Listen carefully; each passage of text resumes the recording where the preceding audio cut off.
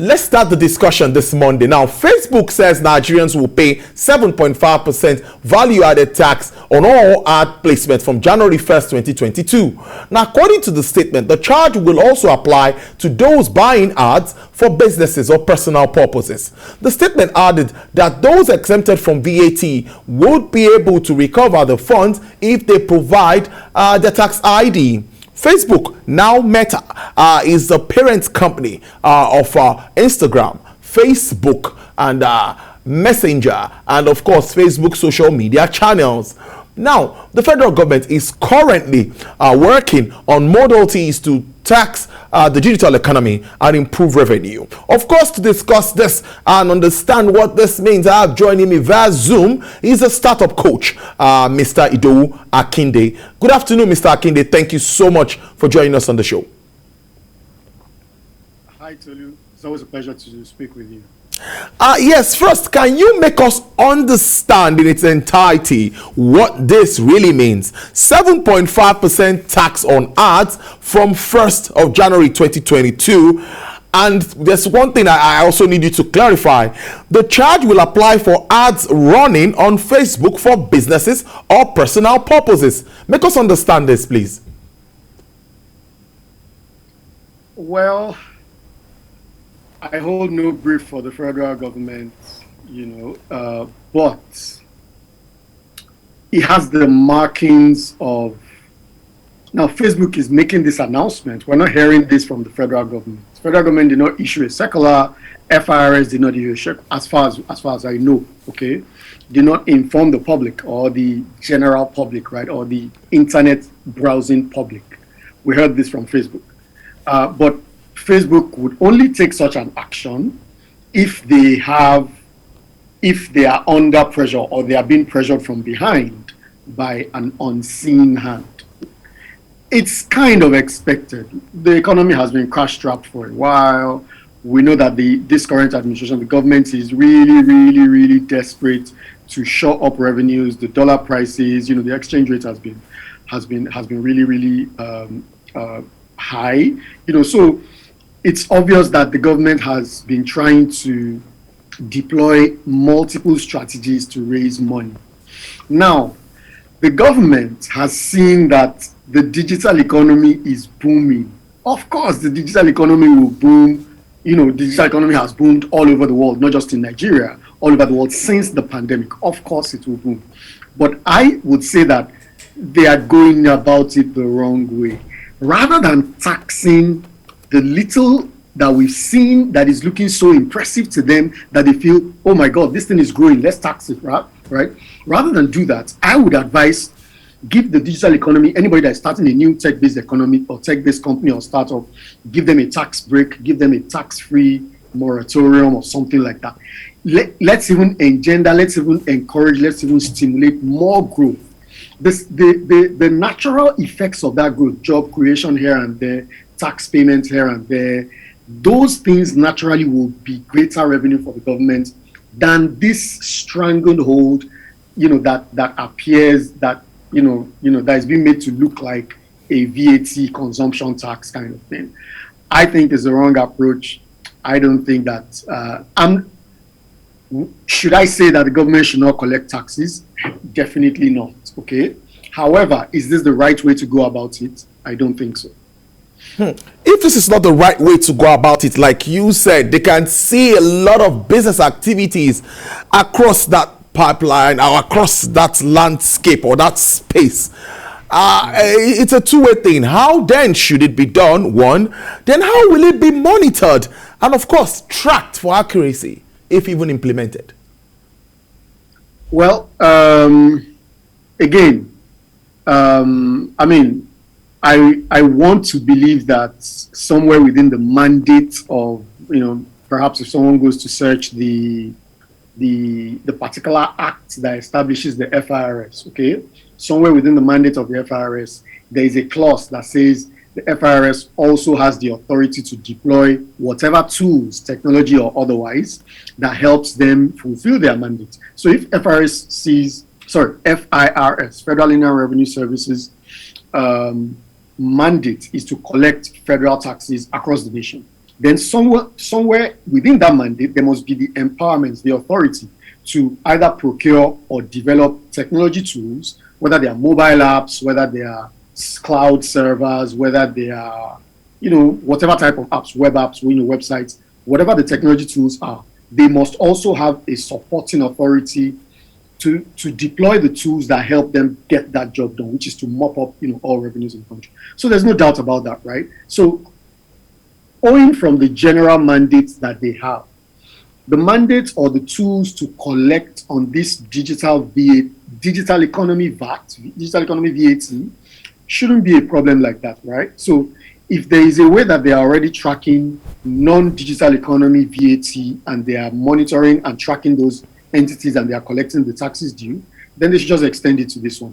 If there is a special need, again, that's another opportunity for the federal government. See, I don't know, I may appear, overly capitalist, but if I were Minister for Finance or maybe even Executive Secretary of NCC or something like that, by now I would have set up a fund to invest in Nigerian technology startups. Because what we are seeing is that the government, no pun intended, no offense intended, the government has largely ignored the government has largely ignored the startup ecosystem, right? Nobody gives the startups any special privileges or special stimulants or encouragement to grow. However, when you hear that Paystack raises X $100 million from San Francisco, Flutterwave raises X $100 million, and Della raises X $100 million, then everybody starts to pay attention and say, oh my God, what's happening here? All of these startup technology brands are raising all this money. Then the government starts to pay attention and says, hey, what's happening here? Meanwhile, there are fundamental nurturing moves, or, if I may use fundamental stimulating, encouraging, nurturing moves. It's like creating a nursery, okay, for a plant to grow, right? That plant eventually grows despite anyway, but you're so intent on plucking the fruit from that plant. Meanwhile, you have the power to create a nursery, a nursery bed that can grow more fruitful plants like that. And if I were Minister of Finance, Minister or even President, right, for a day, that would be my first act. I would immediately set up some kind of fund that encourages local technology startups. What's going on right now? Now, this is my view. What's going on right now is that, sorry to take the mic. What's going on right now is that the world is starting to pay attention to Nigerian tech, African tech, especially Nigerian tech. In fact, there's something that you and I are going to discuss. People are starting to create corridors, right? Between different countries. So Canada is a major investment destination. They're creating a corridor right now with Nigeria. We're starting to see that some Nigerian tech startups that are ignored by the government, ignored by the local environment, are getting the Canadian government is picking them out of Nigeria and offering them startup visas. Okay, that is happening already, right? So you wonder why the local environment, the local bigwigs, the local people that have deep pockets, the local financiers, the local banks, the local investment houses, the local governments, right, cannot recognize what is going on just because, hey, we're familiar with these guys, we know their history, they don't look like so much, right? But foreigners can see the value, the kind of potential value that they have. So my point is, if I were in those shoes, I would definitely deploy technology to track and monitor VAT collection. But beyond that, I would set in place some kind of structure, tools, foundation, nursery, nurturing, encouragement, stimulation, stimulants that helps startups and small business owners to not just launch companies, but also grow those companies, right? Number one on that list is tax breaks. Number two is just general incubation centers and stuff like that. I hope I haven't taken up the mic too much. No. You're making real sense, Mr. Akinde. I was taking it one after the other. And I'm also thinking at large that don't you think this would tempt entrepreneurs to now domicile businesses abroad? Because one way or the other, everyone will try to cut corners. What do you think? Thank you so much for that question, Tolu. Thank you so much. That question could not be more apt under this topic that we're describing. I would even say that I'll go a step further to say that the question you're asking is already too late, because people in the general startup space, in the startup ecosystem where I work, the general consensus is if you really, really want to raise foreign investor capital, you have to create a Silicon Valley or United States, Delaware domiciled company. And that's what people are doing. People are registering these companies. I don't want to mention their names, but many of the big names that have raised money in Nigeria, hundreds of millions of dollars, actually started with a local entity. Then they created a foreign, many times US or foreign entity. And then that foreign entity buys over and becomes the holding company of the local entity. And then it becomes eligible for that foreign capital. So it's already been done. It's already too late. But it's not too late, okay? We're already behind the clock, but it's not too late. What can we do? If I were in government, what would I do? I would start to think about how to reverse this trend. What are the perks? I would do the research to find a sample document that they used to create those documents in the US or wherever people are domiciling those companies. And I would look at that thing with a lawyer. And I would say, where are the specific clauses that make it attractive for investors to want to use this place as an investment destination? I want to convert Lagos State to the next alternative. The next time somebody wants to register here, they should have a one-to-one comparison and say that Lagos is just as viable as an investment destination as San Francisco, as anywhere else, as Mauritius, as anywhere around the world, that is today an attractive decision. So I'm sure you get my point.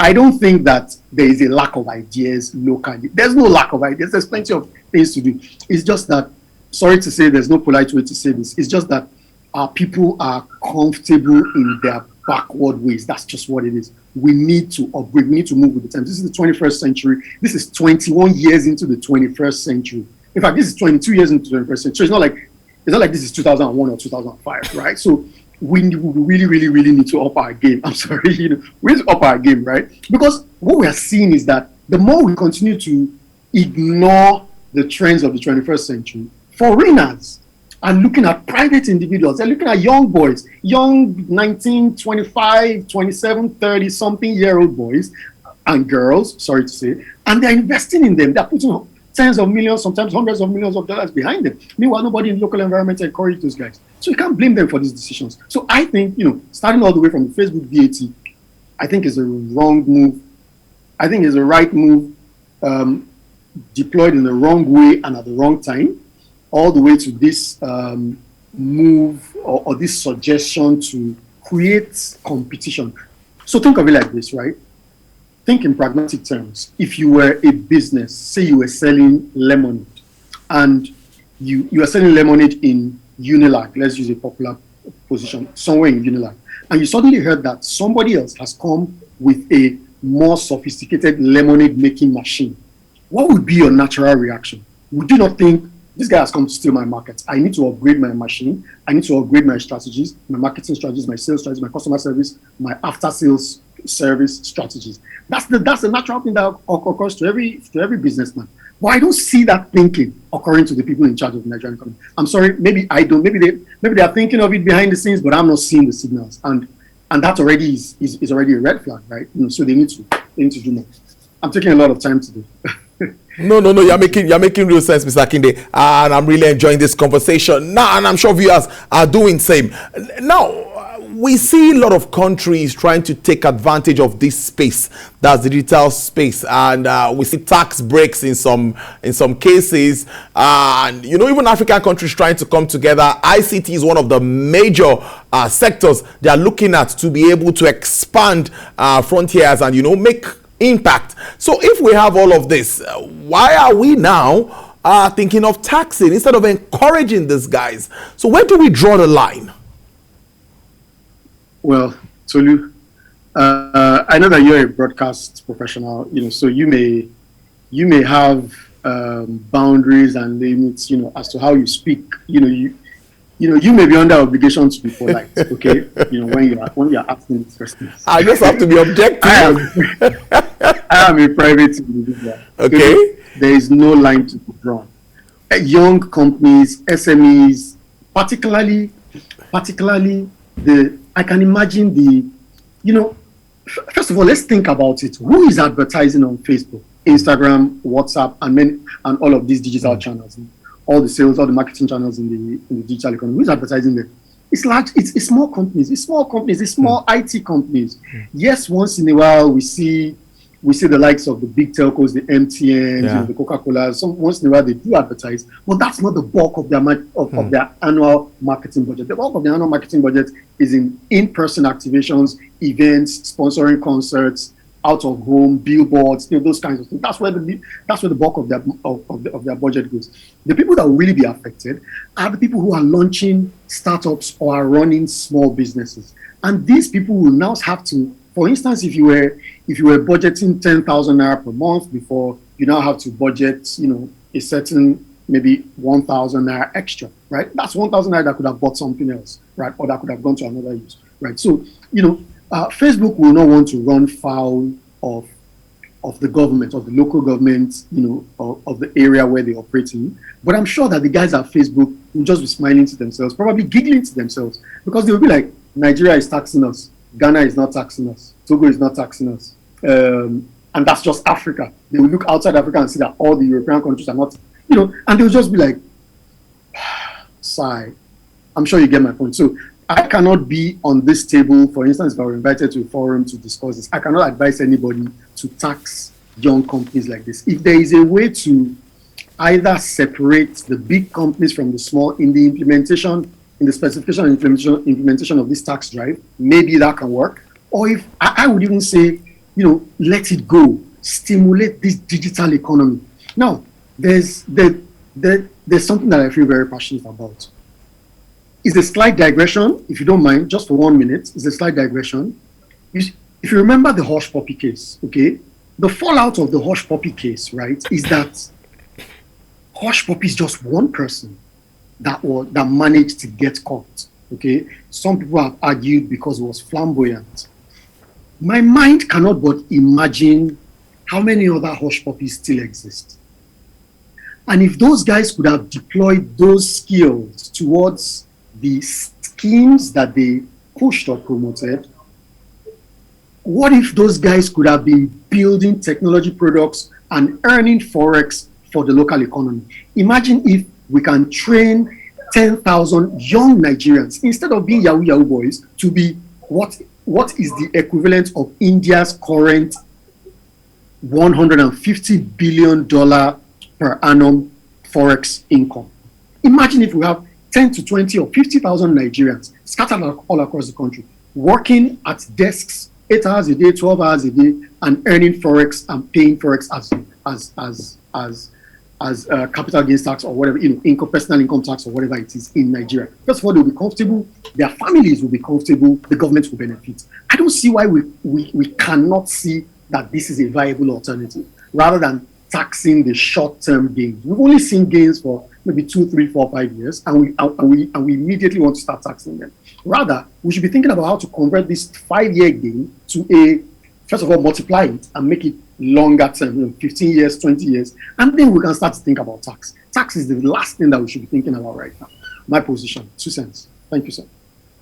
All right, the interesting conversation. But if you can do this in just 1 minute, it's just few days to the new year. What are you thinking with regards to Twitter? The ban still remains one way or the other.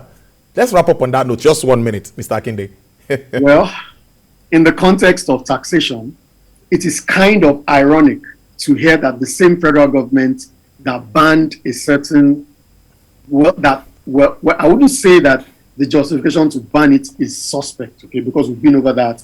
There was some national security issues, national sovereignty issues. So let's give the federal government the kudos, right, for taking, you know, actions in the interest of the sovereignty. So let's keep that aside.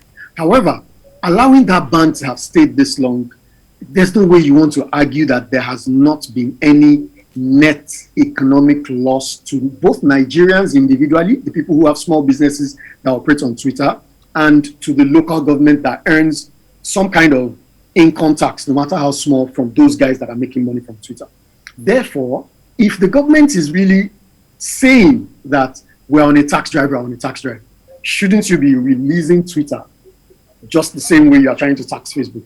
Shouldn't you be lifting the ban on Twitter so that people can generate economic activity and then you can tax? Even though I don't support the tax. But isn't it kind of paradoxical, ironic?